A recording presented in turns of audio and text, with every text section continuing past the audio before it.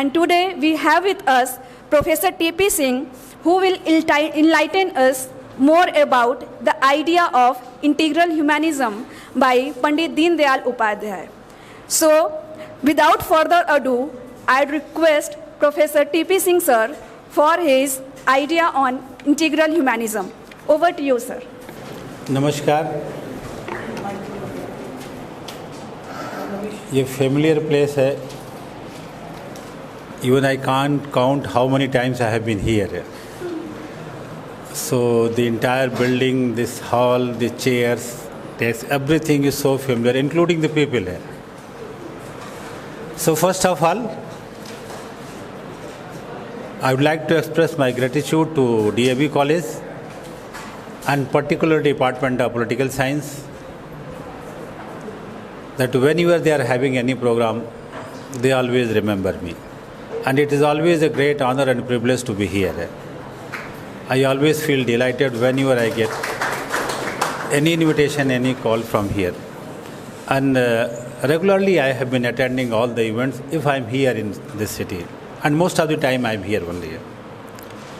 So first, all are my students. Time has changed. A lot of water has flown. The Ganga is no longer the same. Now my students have become teachers. And now they are heading the department also here. So, Dr. Priyanka Singh, I still remember when she was a student. So now she is heading the department, not only faculty here, but she is heading the department. So head Department of Political Science, Dr. Priyanka Singh. Swati, since I came here, I know her. And her husband is so good friend of mine, and since she has been very junior to us in JNU, but JNU has such a culture that even the junior, seniors, it's a kind of assimilation है there, melting pot is there, so junior, senior सब हट करके सब एक हो जाते हैं. So we are part of the larger JNU fraternity. So Dr. Swati Suchari Nanta, we call her Swati Nanda. ये स्वाति सुरचि दोनों नाम है ना आपके? Sucharita. Okay, to be brief, Swati Nanda. Yeah, when I was here, she joined this college. Gaurav Misra, again students. Girish Dubey ji. And finally, because the latest addition here, the newest faculty of this department. So all are well known. They are closer to my heart, part of the larger family.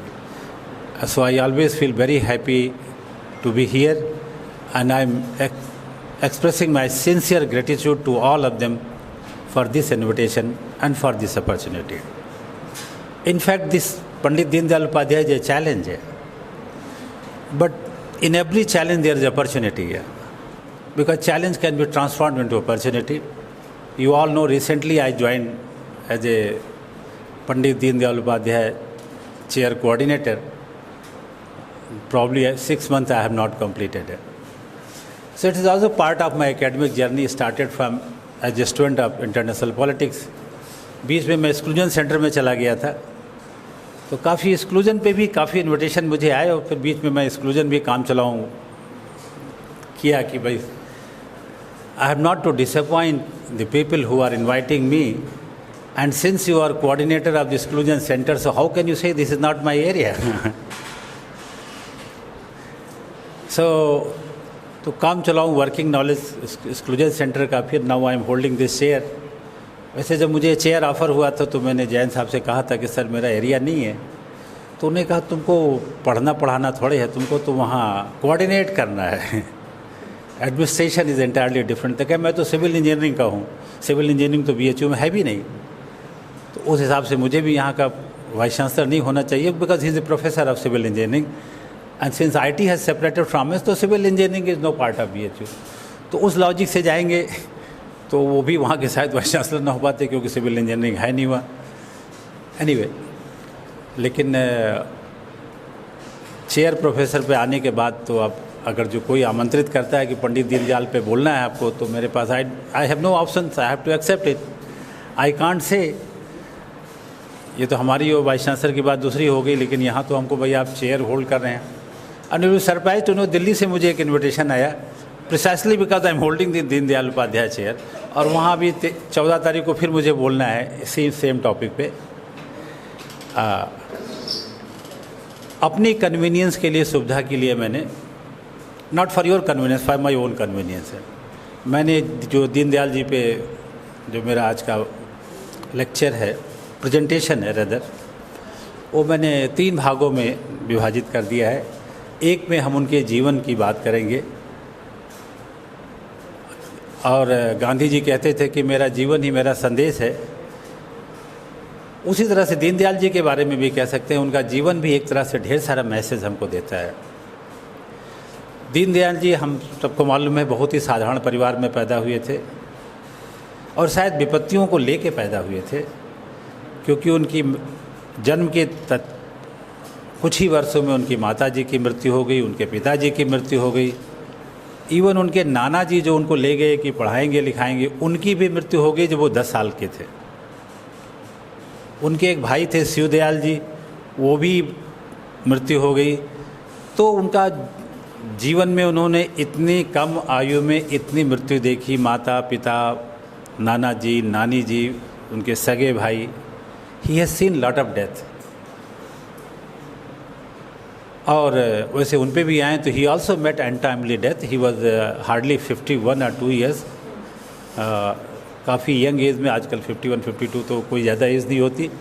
So he also died very young. जैसा आप हम सबको मालूम हो, उनकी death भी एक अभी तक एक रहस्य है। जैसे सुभाष चंद्र बोस की मृत्यु कैसे हुई, कब हुई, कैसे हुई, जो एक रहस्य बना हुआ है, उसी तरह से रहस्य दीनदयाल उपाध्याय जी की मृत्यु बनी हुई है। आज तक नहीं पता चल पाया कि क्यों उनकी मृत्यु हुई, कौन मारने वाला था, उसका मोटिव क्या था, उद्देश्य क्या था। क्योंकि ये कहा गया कि चोरी के लिए उनकी मृत्यु हुई, लेकिन जो उनके डेड बॉडी में 5 रुपया भी उनको हाथ में था वो, तो he was holding the currency of 5 rupees. 5 rupees का आज वैल्यू नहीं है, लेकिन मेरा ख्याल 1968 में उसकी मूल्य रही होगी कुछ। तो चोर चोरी करने आए तो 5 रुपया क्यों उनके पास छोड़ गया, वो भी ले जाता है। तो वो जो थेफ्ट वाला आ रहा है एंगल, वो भी कुछ समझ में नहीं आ रहा है। एक लोबो उसमें सीबीआई के चीफ थे, वो उनकी डेथ को इन्वेस्टिगेशन के लिए दिया गया था। लोबो आज probably moving in the right direction, लेकिन वो लोबो को भी हटा दिया गया और इन्वेस्टिगेशन दूसरे को दे दिया गया। अब उसके पीछे भी क्या है, डीप स्टेट है, कॉन्स्पिरेसी है, क्या है, वेरी डिफ़िकल्ट टू से। जो लेफ़्ट विंग के लोग हैं वो बीजेपी और आरएसएस से जुड़े लोगों पर आरोप लगाते हैं, और जो बीजेपी आरएसएस के लोग हैं वो केजीबी या सोवियत संघ या कम्युनिस्ट या उनके ऊपर लगाते हैं। बहरहाल ट्रुथ क्या है आज तक किसी को पता नहीं है, और शायद कभी पता भी नहीं चल पाएगा, क्योंकि थेफ्ट मोटिव नहीं हो सकता है। यदि थेफ्ट मोटिव होता तो उनके हाथ में 5 रुपया चोर छोड़ के नहीं जाता है। वो तो ऐसा लग रहा है जैसे हाथ में उनको मरते समय आदमी 5 रुपये का रुपया क्यों पकड़े रहेगा। And his dead body was found on the railway track, Mughal Sarai, जिसका नाम पंडित दीनदयाल उपाध्याय हो गया। जीवन में काफ़ी उन्होंने संघर्ष किया, but he was a very brilliant student. He always stood first very ever he road the exam से। 10th उन्होंने पास किया तो उन्होंने टॉप किया बोर्ड में। अजमेर कोई बोर्ड हुआ करता था उसमें, राजस्थान का अजमेर बोर्ड, वहाँ से उन्होंने टॉप किया 10th में। तो सीकर के जो राजा थे उन्होंने कोई फेलोशिप दी, स्कॉलरशिप दी, उससे वो आगे पढ़ाई शुरू किए। पाली में उन्होंने फिर, पाली जगह नॉट लैंग्वेज राजस्थान में है, पिलानी में उन्होंने फिर वहाँ से उन्होंने इंटरमीडिएट पास की। वहाँ फिर वो फर्स्ट आए, गोल्ड मेडलिस्ट थे, टॉपर थे। उनको फिर बिरला के तरफ से उनको फिर फेलोशिप दी गई, और फिर वो जो है सनातन धर्म कॉलेज कानपुर आ गए। वहाँ से उन्होंने बीए किया। एमए के लिए उन्होंने सेंट जॉन्स में इंग्लिश लिटरेचर में उन्होंने एडमिशन लिया। सेंट जॉन्स आगरा में है, शायद यही नाम है। तो वहाँ वो पढ़ ही रहे थे। एमए प्रीवियस में पास किए, फिर भी टॉपर थे वहाँ, लेकिन कुछ पढ़ाई से उनका मन कुछ, मतलब ही फेल्ट डिसअपॉइंटेड, क्या he lost interest in formal education. तो उन्होंने second year MA second year नहीं किया, छोड़ के चले गए। और उसी बीच में वो संघ के संपर्क में आ गए थे। तो संघ के संपर्क में आके फिर उन्होंने निर्णय लिया। उसी समय उन्होंने एडमिनिस्ट्रेटिव एग्जाम्सन भी लिखा, and since he was a very good student तो एडमिनिस्ट्रेटिव एग्जाम्सन में भी वो अच्छा किए। उनको इंटरव्यू कॉल आया, और जब इंटरव्यू कॉल में वो धोती कुर्ता और टोपी लगा के इंटरव्यू देने गए, तो चूँकि उस समय, आज के समय में भी धोती कुर्ता टोपी लगा के कोई इंटरव्यू नहीं देने जाता है सिविल सर्विसेज का, और वो उस समय गए थे जब देश आज़ाद भी नहीं हुआ था, तो उस समय गए थे जबकि काफ़ी ब्रिटिश कल्चर का उसका रहा होगा। तो वो धोती कुर्ता पैजामा, धोती कुर्ता टोपी लगा के गए, तो उनको वहाँ सरकेस्टिक उसमें पंडित जी गए, जो पंडित जी उनका बाद में नाम ही हो गया, पंडित उनको व्यंग्यात्मक उसमें कि भाई पंडित जी कहाँ से आए। उन्होंने इंटरव्यू दिया, नौकरी भी मिली उन्हें, लेकिन नौकरी में इच्छा नहीं थी, नौकरी उन्होंने ज्वाइन नहीं किया। वो टीचिंग में जाना चाहते थे। उनको किसी स्कूल के हेडमास्टर को भी जॉब ऑफ़र हुई, लेकिन फिर उन्होंने उसको भी एक्सेप्ट नहीं किया, क्योंकि वो फिर संघ के संपर्क में आ गए थे और उनके लगा कि शायद संघ को हमारी सेवाओं की ज़्यादा आवश्यकता है। तो उन्होंने सरकारी सेवा का मोह त्याग करके वो संघ की में पूरे आ गए, और पूरे एक प्रचारक के रूप में उन्होंने, और संघ की जो अपनी ट्रेनिंग होती है उनका प्रथम वर्ष, द्वितीय वर्ष, तृतीय वर्ष, उन सबको उन्होंने अटेंड किया और एक प्रचारक के रूप में आए। He was in touch with Hedgewar also, was the founder of the RSS, and when Hedgewar died was succeeded by Guru Golwalkar ji, तो he was very close to Guru Golwalkar also। 50 के दशक में आते आते ये महसूस होने लगा कि भाई संघ के विचार को प्रमोट करने के लिए, राष्ट्रवाद के विचार को प्रमोट करने के लिए, हिंदुत्व के विचार को प्रमोट करने के लिए कोई एक पॉलिटिकल पार्टी होनी चाहिए। और जब श्यामा प्रसाद मुखर्जी ने एक पार्टी बनाने का विचार आया, और वो गुरु जी के संपर्क में थे, गुरु गोलवलकर जी के संपर्क में थे, और उन्होंने उनसे सहायता मांगी, तो उन्होंने, गुरु गोलवलकर ने पंडित दीनदयाल उपाध्याय को एक तरह से लोन पे कह लीजिए, जैसे उन्होंने उनको सौंपा कि ये दीनदयाल जो है आपकी सहायता करेंगे। And Guru ji himself writes that Deendayal himself was a very reluctant, he had no interest in politics here. He wanted to be in Sangh mainstream, he wanted to do something for Sangh RSS, he was not interested in politics। लेकिन शायद आजकल ऐसा प्लेटो की तरह thinking रहेगी, जो reluctant हो उसी को ही दीजिए, फिलोसफर किंग की तरह, जो बहुत ज़्यादा कीन हो उसको मत दीजिए। तो ये जानते हुए कि he has no political inclination, he has no desire for political offices etcetera, even then Guru Golwalkar decided that Pandit Deen Dayal Upadhyay will go to Jansangh, will go to Shyama Prasad Mukherjee and will help him। तो श्यामा प्रसाद मुखर्जी, जब जनसंघ की स्थापना हुई तो श्यामा प्रसाद मुखर्जी उसके पहले अध्यक्ष बनाए गए जनसंघ के, और उसके पहले जो जनरल सेक्रेटरी थे वो पंडित दीनदयाल उपाध्याय बनाए गए, और अपने जीवन के अंत तक वो जनरल सेक्रेटरी के पद पे ही रहे।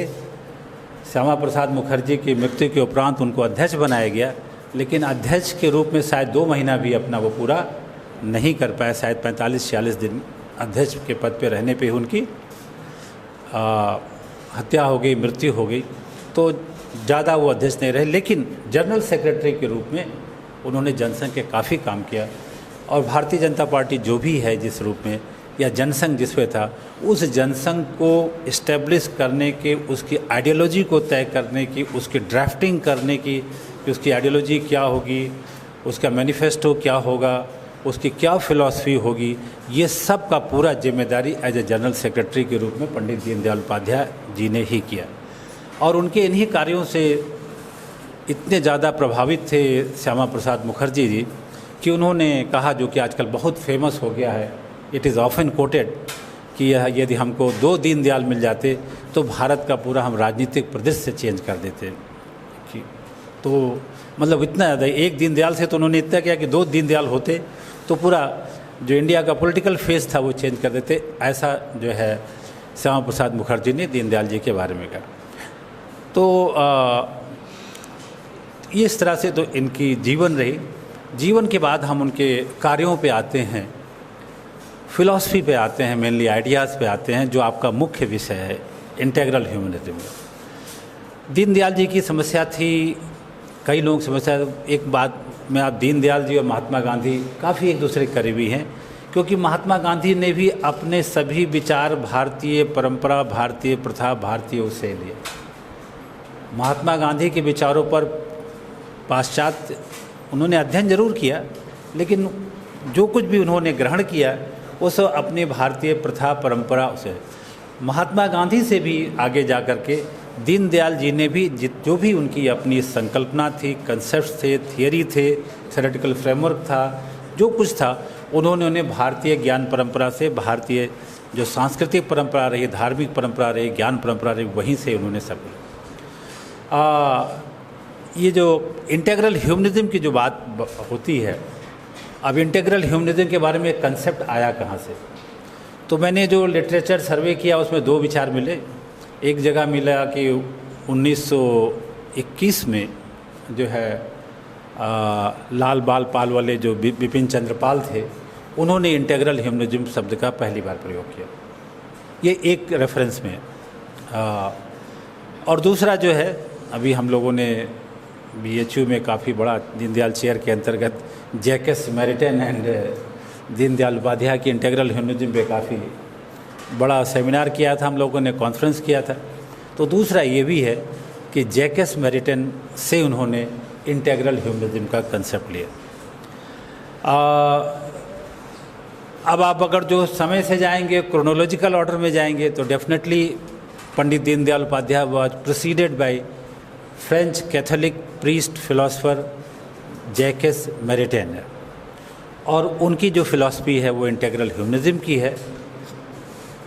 जैकस मेरिटन भी जो है, उनका जो कॉन्टेस्ट था जिसमें ये इंटीग्रल ह्यूमनिज्म फिलॉसफी को डेवलप किया, वो उस समय का जो यूरोप था, जो टोटलिटेरियन और जो फासिस्ट और नाजी जो विचारधारा पनप रही थी, मजबूत हो रही थी, तो in that contest, in that social political economic contest, when authoritarian tendencies were getting stronger in Europe in the form of Nazism, fascism and other totalitarian states, तो उसके कॉन्टेस्ट में उन्होंने जो है जैकस मेरिटन ने इंटीग्रल ह्यूमनिज्म को concept को develop किया, और उनका उद्देश्य था कि हम इसी के द्वारा जो है, जो इंडिविजुअल फ्रीडम है, जो इंडिविजुअल लिबर्टी है, उसको हम प्रोटेक्ट कर पाएंगे।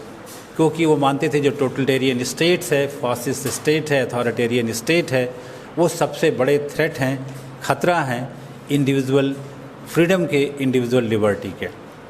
तो उस और जो जैकस मेरिटन ने जो इंटीग्रल ह्यूमनिज्म की फ़िलॉसफी डेवलप की, उस पर सबसे ज़्यादा तत्व उन्होंने लिया सेंट थॉमस एक्विनास से। तो सेंट थॉमस एक्विनास उनके थे, उनकी फ़िलॉसफी को ये भी कहते हैं कि द री interpretation of थॉमिज्म।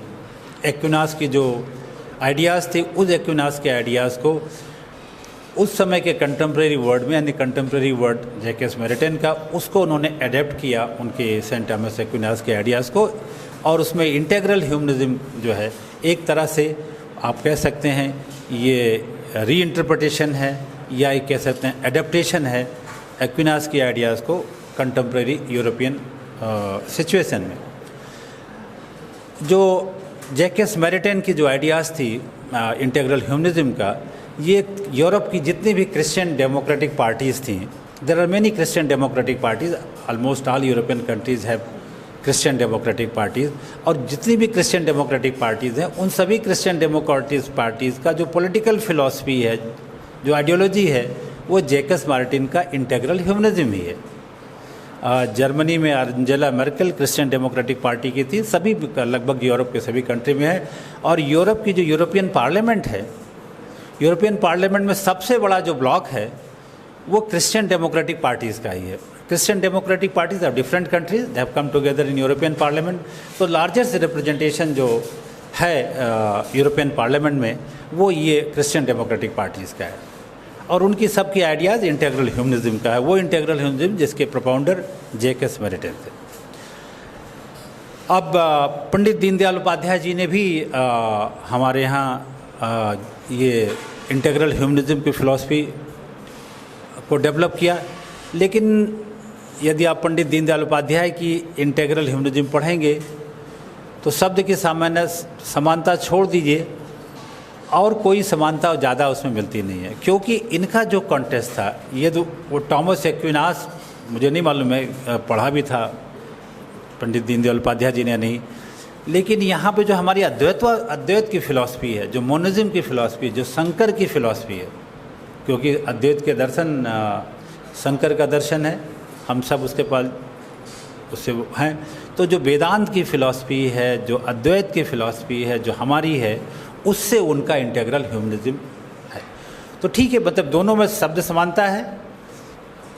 Jacques Martin had developed his concept in the European context. His vision was European vision. His values were Christian values. In Christian values, particularly Orthodox Christians, the Catholic values. हमारे यहाँ पे जो हमारे value system थे वो सनातन धर्म के value system थे।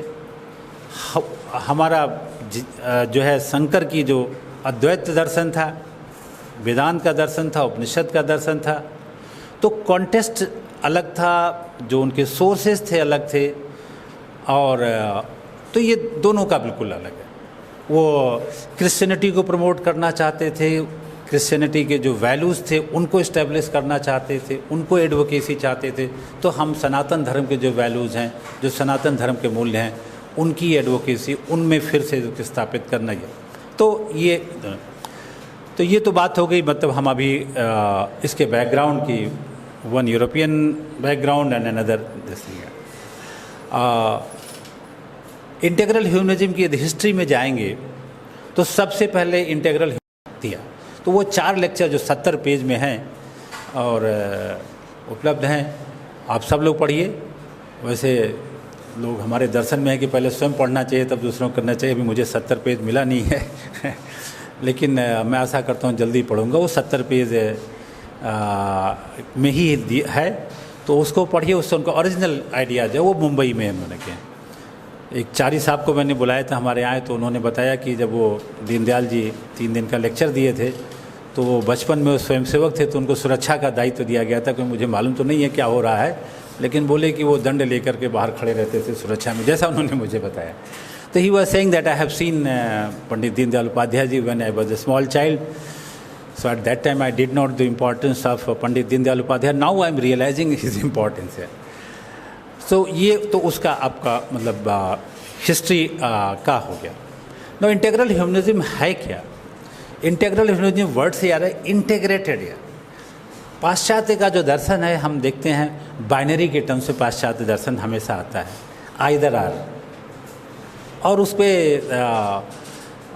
एक माओ का भी कंसेप्ट थियरी ऑफ अपोजिट, कि शायद अपोजिट ना हो तो दूसरा समझ में नहीं आता है, यदि ऊंचा ना हो तो नीचा समझ में नहीं आएगा, यदि कड़वा ना हो तो शायद मीठा समझ में नहीं आएगा, यदि मीठा ना हो तो कड़वा समझ में नहीं आएगा। मीठे को मीनिंग मिलती है कड़वे से, कड़वे को मीनिंग मिलती है मीठे से, गड्ढे को मिलती है ऊपर से, लंबे को नीचे से। मतलब they are saying that everything has its opposite and everything derives its meaning from its opposite.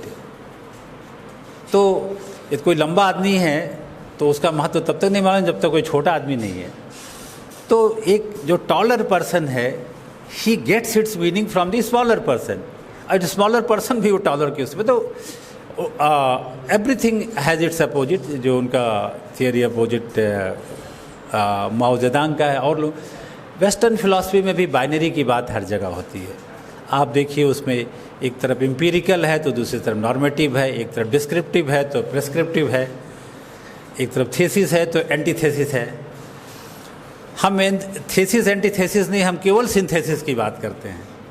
Waste में सिंथेसिस की बात होती है तो सिंथेसिस भी during the course of time thesis हो जाता है, जो फिर एंटीथेसिस को जन्म देता है। तो that has been not our argument. हमारे यहाँ मतलब थेसिस पे ही फोकस था, इंक्लूजन पे था, इंक्लूसिव पे था, बाइनरी डिवीज़न का नहीं था। वेस्ट ने हर चीज़ को अलग अलग पार्ट में करके जो है उसको समझने की कोशिश किया। तो वेस्ट का जो है यहाँ पे दीनदयाल जी का या जो भारतीय चिंतन है उसमें सब कुछ को टोटलिटी में, instead of atomistic view, they subscribe to the holistic view. Holistic view में ऐसा नहीं सब कुछ है, मतलब सब हैं, पार्ट हैं, but they all are integrated with each other and they constitute one whole. So even if different atoms are there, different elements are there, different tattvas are there, तो ये सभी तत्व एक बार तो एक तत्व अलग अलग हैं, लेकिन ये सभी तत्व एक दूसरे से जुड़े हुए हैं. तो we can't see them, examine them, analyze them, and we can't explain them, understand them by isolating with each other. Yeah. We have to bring them together. And we have to try to understand and explain in totality. तो वो atomistic के बजाय holistic को support करते हैं, integration की बात करते हैं कि तो जो वर्ड इंटीग्रेशन आया है, और ये इंटीग्रेशन कई लेवल पे बात करते हैं.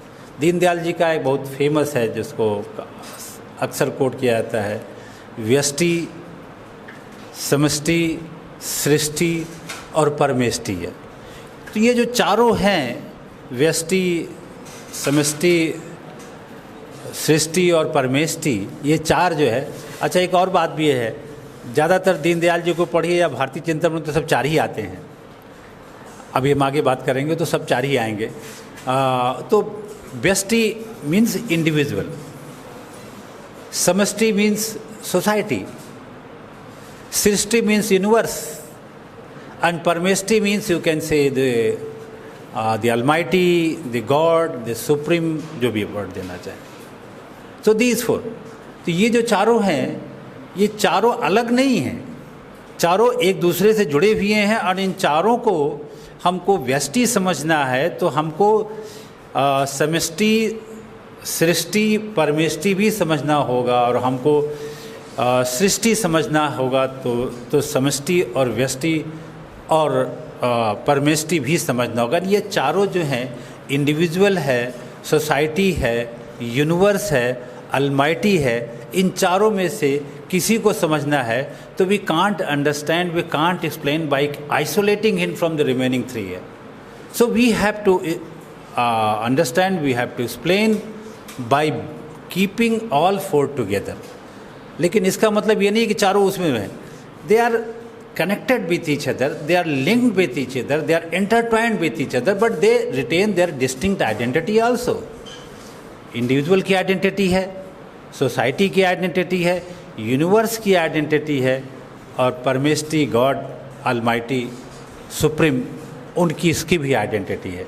तो सबकी distinct identity भी है, separate identity भी है, लेकिन सब एक दूसरे से इंटरलिंक्ड भी हैं, सब एक दूसरे से जुड़े हुए भी हैं.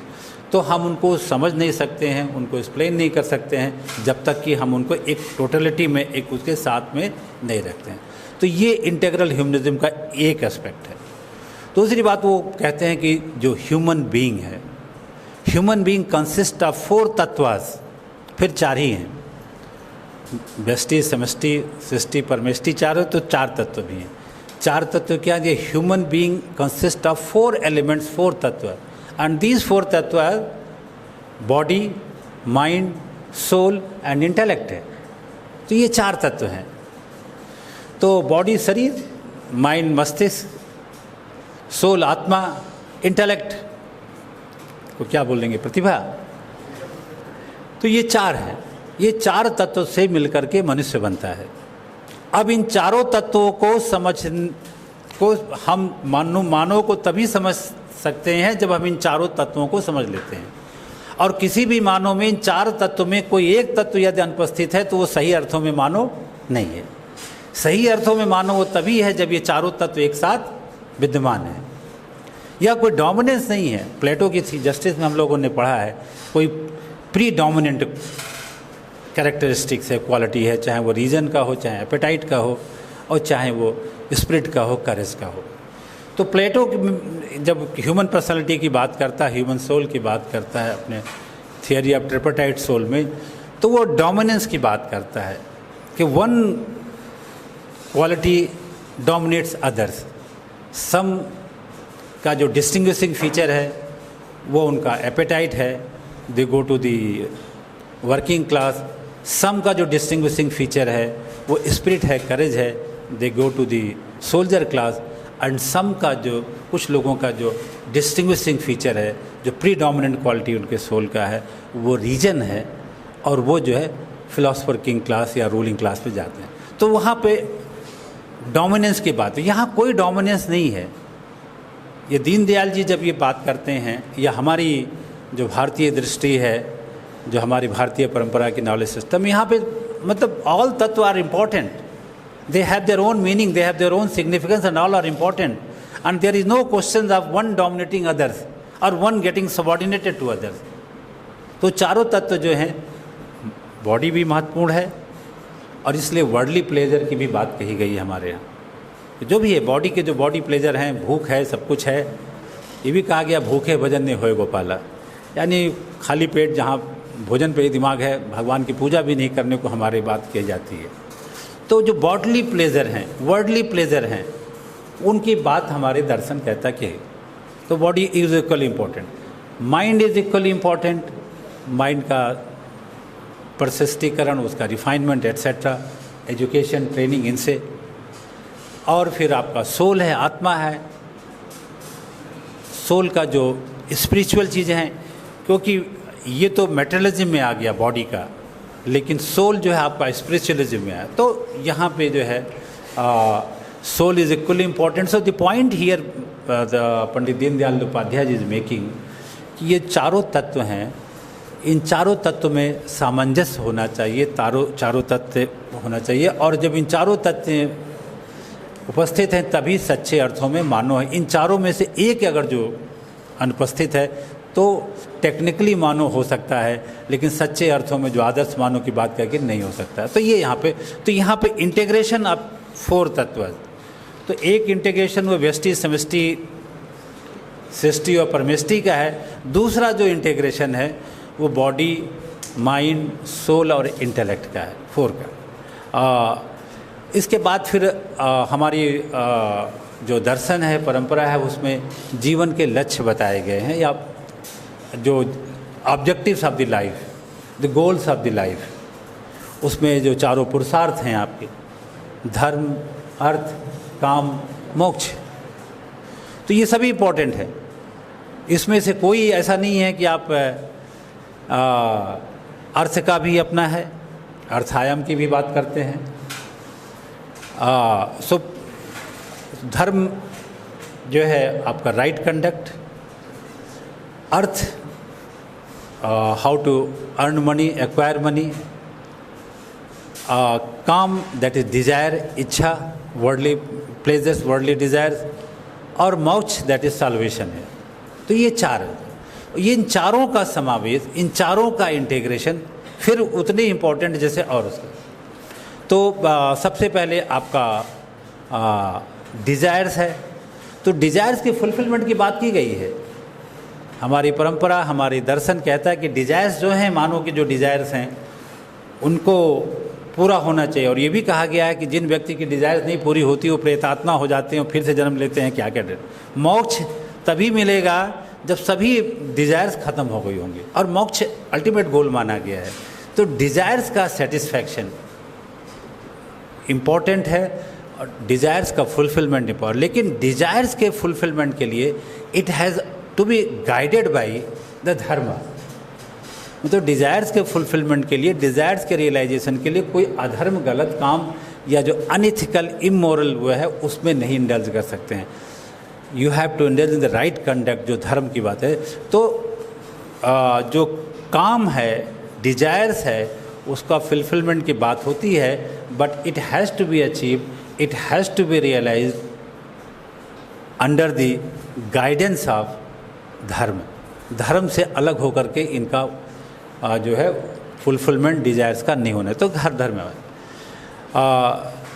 अर्थ है, और अगेन धर्म जैसे काम को गाइड करेगा धर्म, उसी तरह से अर्थ का जो एक्विजिशन है, जो भी हम अर्थ अर्जित करेंगे, वहाँ again the guiding principle will be धर्म।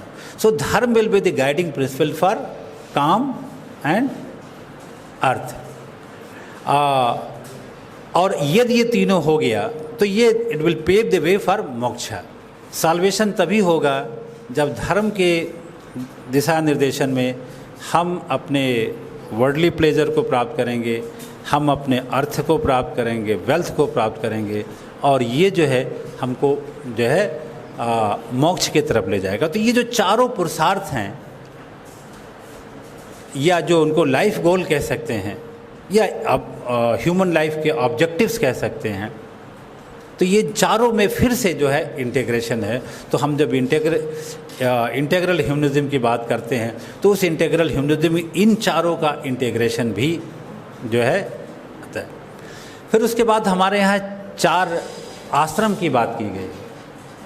4 आश्रम, ब्रह्मचर्य, गृहस्थ, वानप्रस्थ और संन्यास। फिर ये इंटीग्रेटेड हैं चारों, वो फिर आइसोलेटेड नहीं है, अलग नहीं है, एलिनेट नहीं है। One is paving the way for others, और शॉर्ट सर्किट भी नहीं कर सकते हैं, जंप और भी नहीं कर सकते हैं। सभी आश्रम से गुजरना है, और सभी आश्रम एक दूसरे से जुड़े हुए हैं, सभी की अपनी कोई डिस्टिंग्विशिंग फीचर है, लेकिन ये नहीं है कि एक कंप्लीट सेपरेशन है। वन, वो जो सीमलेस ट्रांजिशन बोलते हैं वो है, ब्रह्मचर्य से सीधे गृहस्थ, गृहस्थ से वो। तो ये जो आश्रम हैं हमारे चारों, ये चारों भी दूसरे से जुड़े हुए हैं, ये सभी इंटीग्रेटेड। तो जब इंटेग्रल ह्यूमनिज्म की बात की जाती है तो इंटेग्रल ह्यूमनिज्म में ये सभी जो है इंटीग्रेटेड हैं, चारों पुरुषार्थ, चारों आश्रम, और फिर हमारी जो चतुर वर्ण आश्रम है, हाँ, चतुर्वर्ण धर्म आश्रम फिर 4 ही है। ब्राह्मण हैं, क्षत्रिय हैं, वैश्य हैं और शूद्र हैं। फिर इस सब में ऑर्गेनिक यूनिटी है। जैसे जिनकी हम पहले बात की उन सब में जैसे ऑर्गेनिक यूनिटी है, उसी तरह से ऑर्गेनिक यूनिटी इन चारों जो वर्ग हैं, हम इनको मार्सियन सेंस में क्लास नहीं कह सकते हैं, क्योंकि क्लास तो हमेशा इकोनॉमिक कैटेगरी होती है, बट लेकिन जो वर्ण है वो इकोनॉमिक कैटेगरी नहीं है। मतलब it is a more social,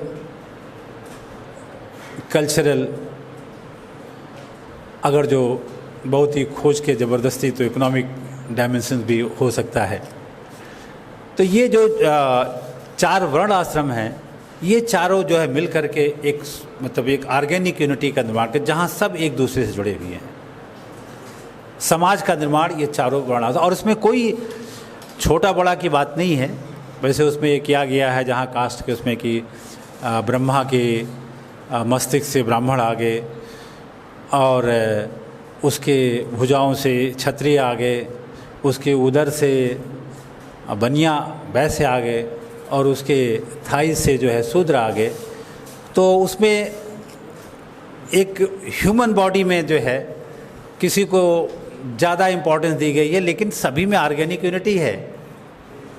यदि हाथ ना हो तो मस्तिष्क काफ़ी पंगु हो जाएगा, पैर ना हो तो पूरा शरीर क्या करेगा।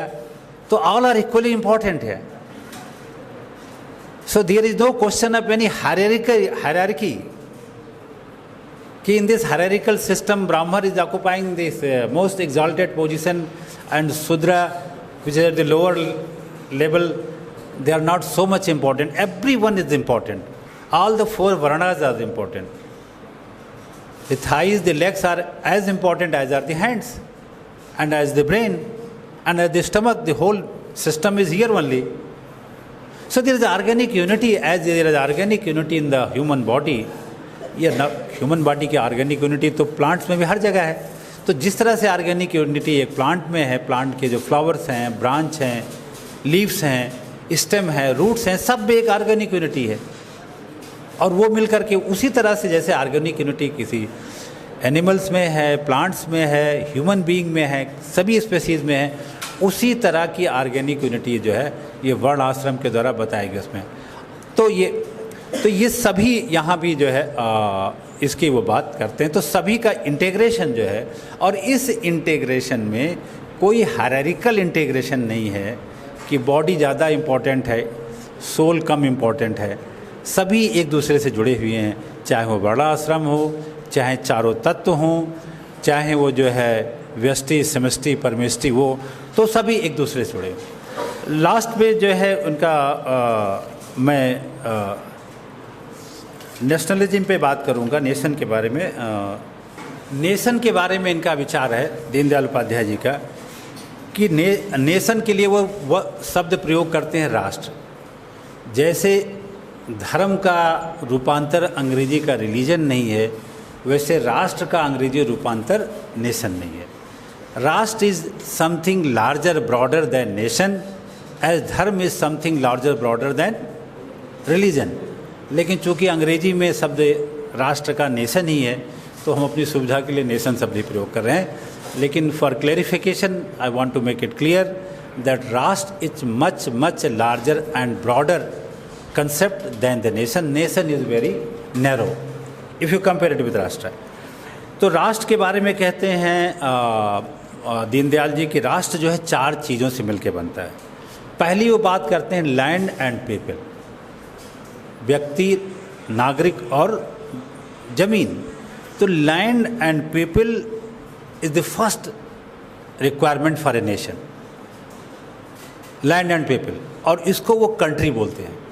Land and people come together constitute a country, और इस कंट्री को बोलते हैं ये विजिबल है, कॉन्क्रीट है, you can see it with naked eyes, you can feel it, you can identify it.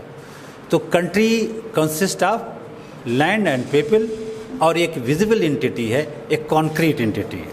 तो ये पहला हो गया। दूसरा जो इंग्रेडिएंट बोलते हैं राष्ट्र का है, नेशन का है, वो कहते हैं एक कॉमन विल है, कलेक्टिव विल है।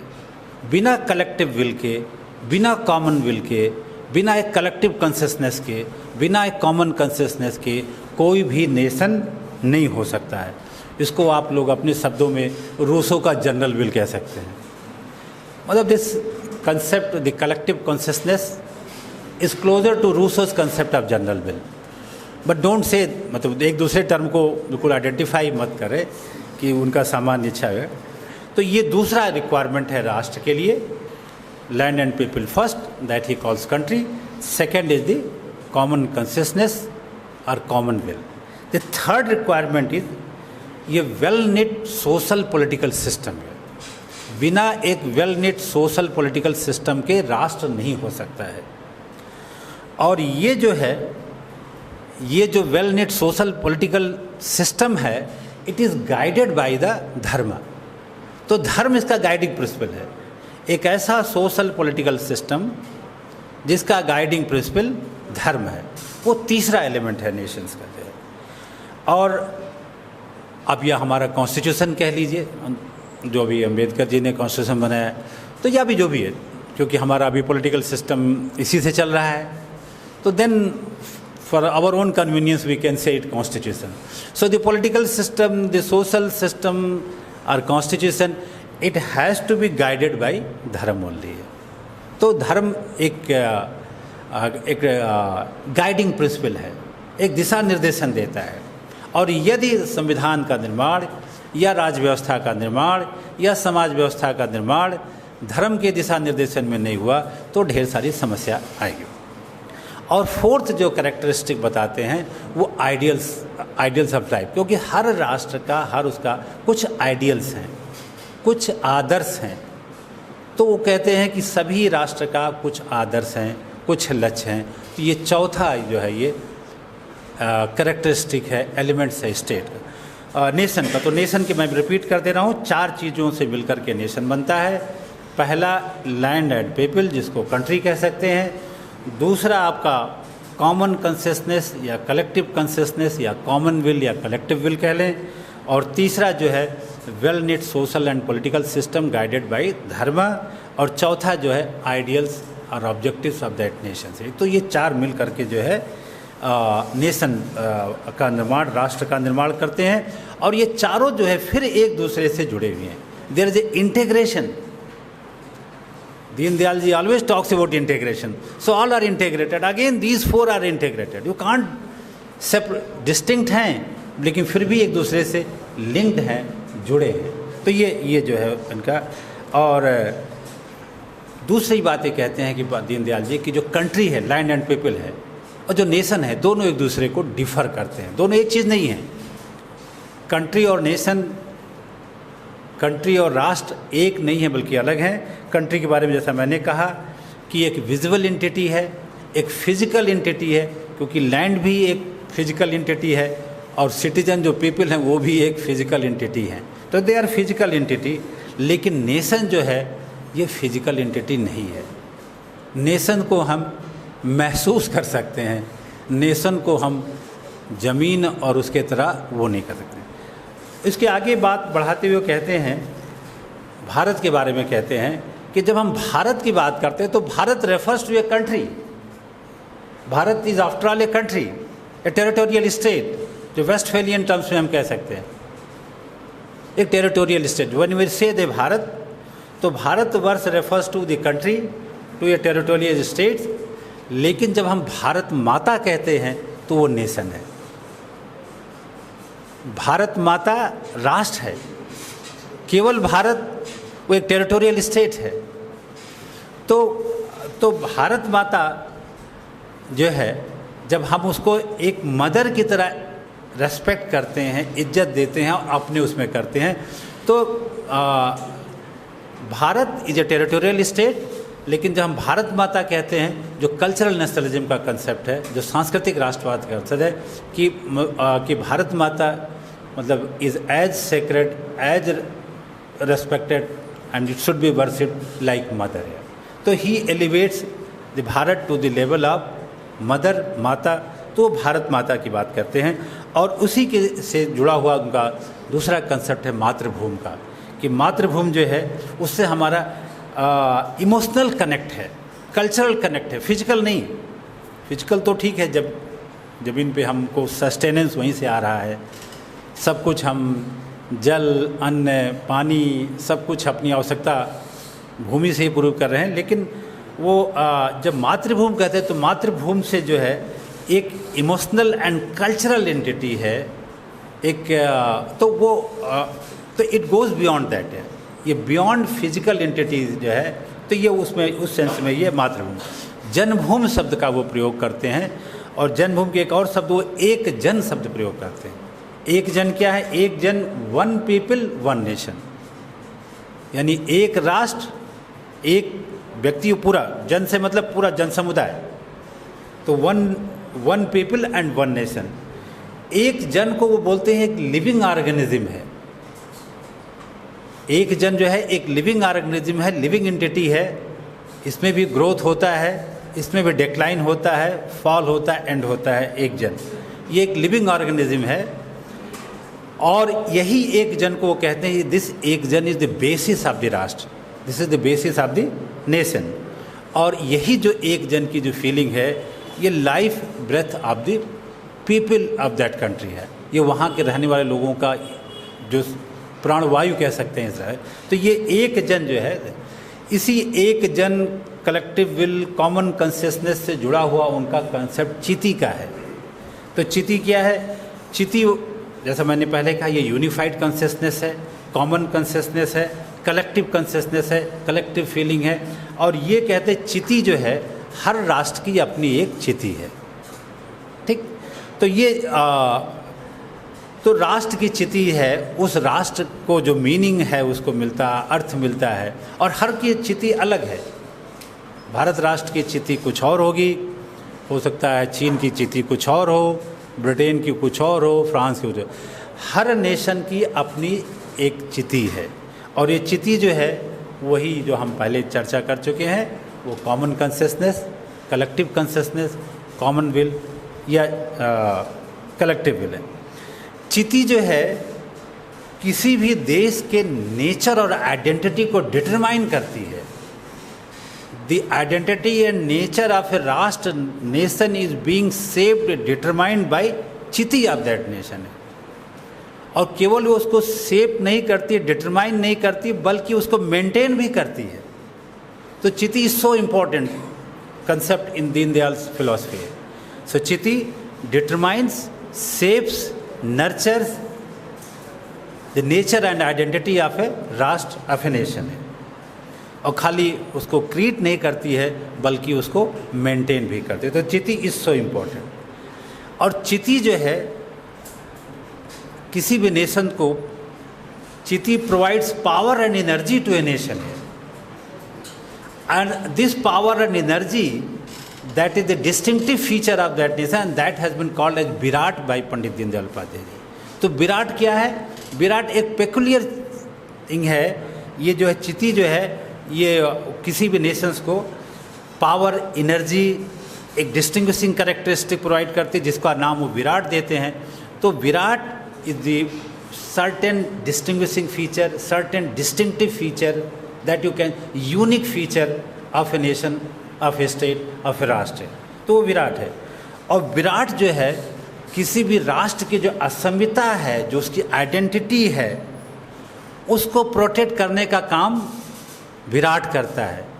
यदि विराट ना हो तो उसकी जो आइडेंटिटी है, उसका जो नेचर है वो डिस्टार्ट हो जाएगा। जैसे भारत राष्ट्र है तो भारत राष्ट्र की जो राष्ट्रीयता है, उसका नेचर है, उसका आइडेंटिटी है, स्वरूप है, सभ्यता है, उसको अक्षुण्ण रखता है, बनाए रखता है विराट। और यदि विराट गायब हो जाए तो वो भारत की भारतीयता डिस्टार्ट हो जाएगी। जैसे कि आजकल काफ़ी डिस्टार्ट हो गई है। कई बार देखने को मिलता है, छोटा बच्चा माँ से कहता है कि मुझे टॉफ़ी चाहिए, तो माँ बोलती है अंग्रेजी में बोलो तो मिलेगा। इससे डिस्टार्सन है। बच्चा तो खाली उसको टॉफ़ी मिठाई को चाहिए, लेकिन माँ का डिमांड है कि अंग्रेजी में मांगोगे तभी मिलेगा। सब जो हो रहा है, नहीं मतलब हम ये देख के बेन एग्जाम्पल। सब डिस्टार्सन हमारे अपने कल्चर में, वैल्यू सिस्टम में है। और प्रॉब्ली मैकाले इसी को ख़त्म करना चाहते थे, जिन्होंने कहा कि हम ऐसे शिक्षा व्यवस्था लाना चाहते हैं जहाँ वो खाली अपने शरीर से, चमड़ी से भारतीय रहेंगे, शेष उनकी थिंकिंग, उनका व्यवहार, उनका सब कुछ जो है अंग्रेज़ों की तरह रहेगा और अंग्रेजी टेस्ट के हो जाएंगे। एनीवे, तो विराट जो है यहाँ महत्वपूर्ण है कि वो किसी राष्ट्र की राष्ट्रीयता को, उसकी जो डिस्टिंक्टिव फीचर है, उसकी जो यूनिकनेस है, उसको बना के रखता है। और फिर आगे वो बोलते हैं कि किसी राष्ट्र, कोई राष्ट्र तभी प्रोग्रेस करेगा, तभी डेवलप करेगा और अपनी जिसके ग्लोरी है, उसके शिखर पे पहुंचेगा तब जब चिति और विराट दोनों एक्टिव हैं। When Chiti and Virat both are active in any Rashtra, only then that Rashtra can progress, can develop and can reach to its glory है। कोई भी राष्ट्र अपने शिखर पर तभी पहुंचेगा जब विराट और चित्त दोनों उस राष्ट्र में सक्रिय रहेंगे।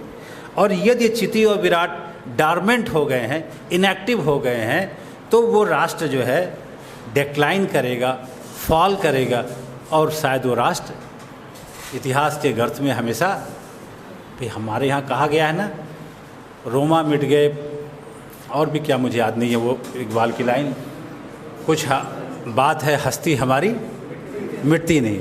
तो ये चिति और विराट हैं जो हमारी हस्ती को मिटने नहीं दे रहा है। शायद रोमा और जो भी दूसरे हैं, मेसोपोटामिया, इजिप्ट, मिस्र, जो भी हैं, इकबाल की लाइन मुझे याद नहीं है, मुझे सब रटना पड़ेगा, याद करना पड़ेगा, भूल जाता है, बार बार ज़रूरत पड़ती है इन सब की।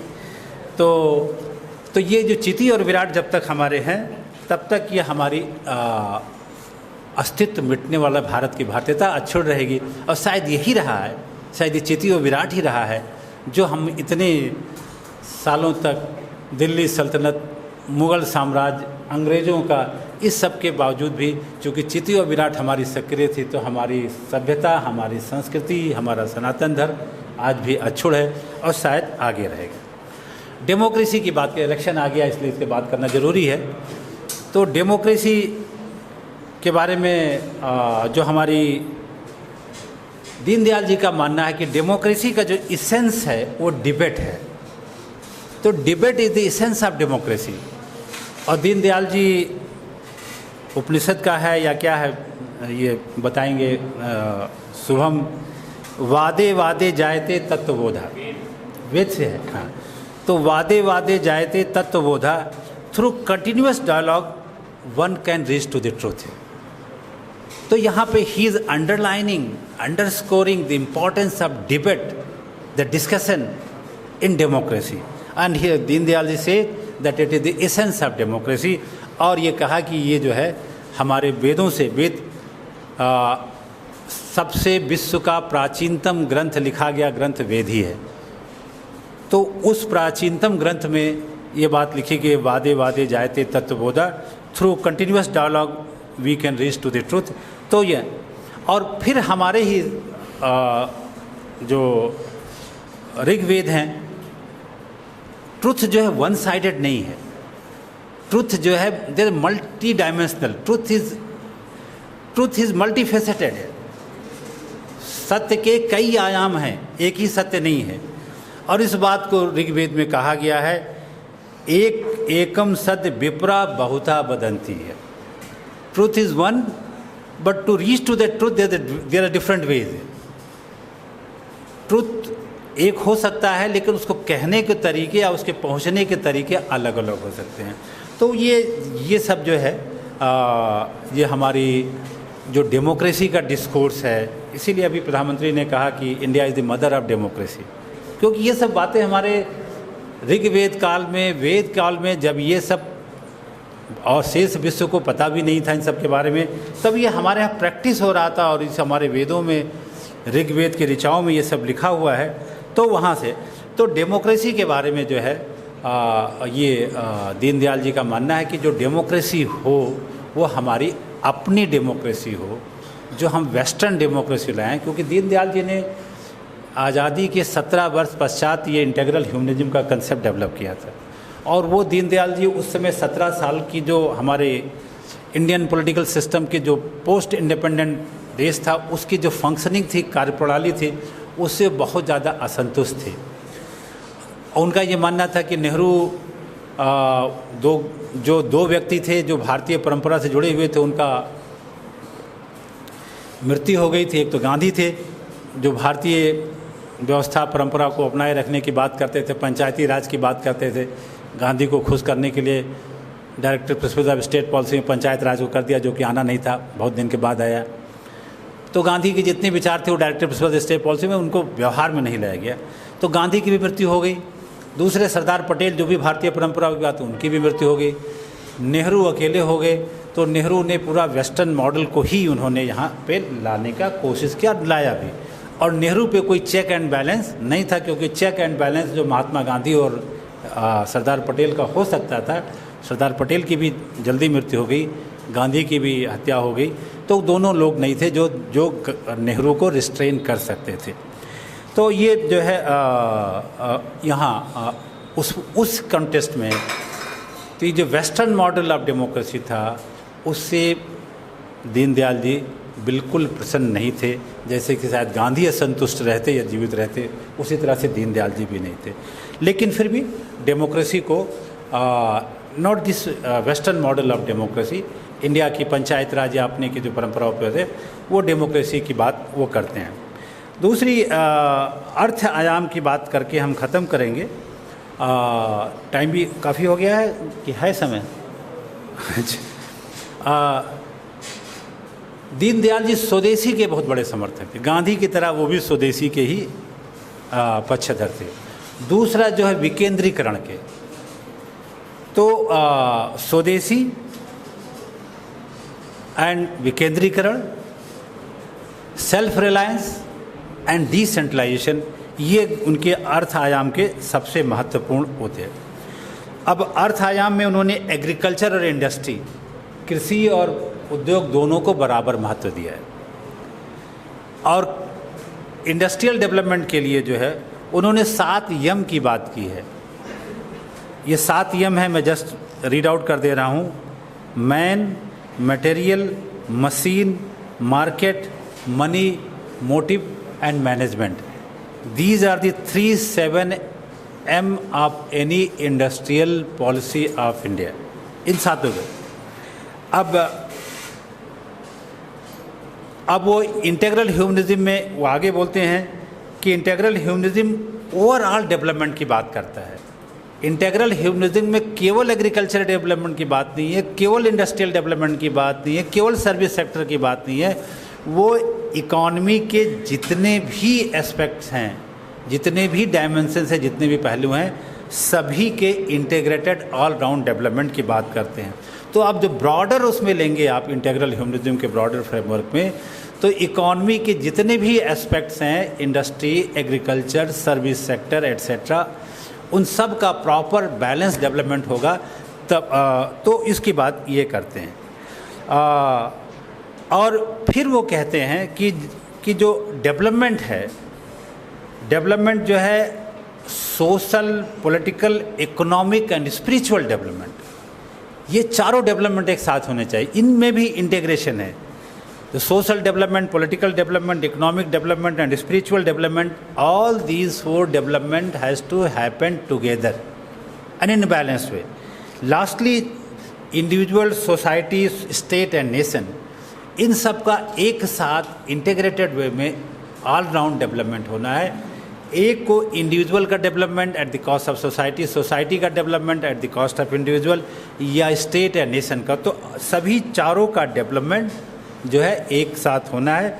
और फाइनली वो कहते हैं कि integral humanism aims at bringing harmony in the interest of individual, society, universe and Almighty.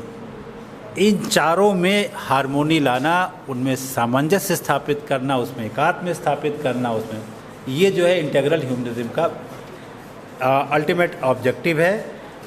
To bring the harmony, number 1 individual, number 2 society, उसको आप व्यष्टि समष्टि में भी कह सकते हैं, एंड सृष्टि या universe and supreme. So there has to be bring the कोई कन्फ्लिक्ट ऑफ इंटरेस्ट नहीं है इन सब। लास्टली मैं चूँकि इन्वायरमेंट की बात बहुत ज़्यादा हो रही है, उसे करें कि इन्वायरमेंट में चूँकि वेस्ट में मैन वर्सेज नेचर की बात की गई है। मैन वर्सेज स्टेट शायद हर्बर्ट स्पेंसर की किताब का नाम है, मैन वर्सेज स्टेट, ये हर्बर्ट स्पेंसर की किताब है। तो मैन वर्सेज स्टेट की बात उन्होंने हर्बर्ट स्पेंसर ने की। ढेर सारे इन्वायरमेंट वाले मैन वर्सेज नेचर की बात करते हैं। तो ये मैन वर्सेज नेचर और मैन वर्सेज स्टेट, इसके जो है बियॉन्ड जाने की बात ये इंटीग्रल ह्यूमनिज्म करती है, पंडित दीनदयाल उपाध्याय करते हैं। और ये कहते हैं कि जो है जब तक हम जो है और ये कि ह्यूमन बीइंग और नेचर में कोई डायकोटमी नहीं है, ह्यूमन बीइंग और नेचर में कोई एंटीथेसिस नहीं है, कोई वर्सेस की बात नहीं है, कोई बनाम की बात नहीं है।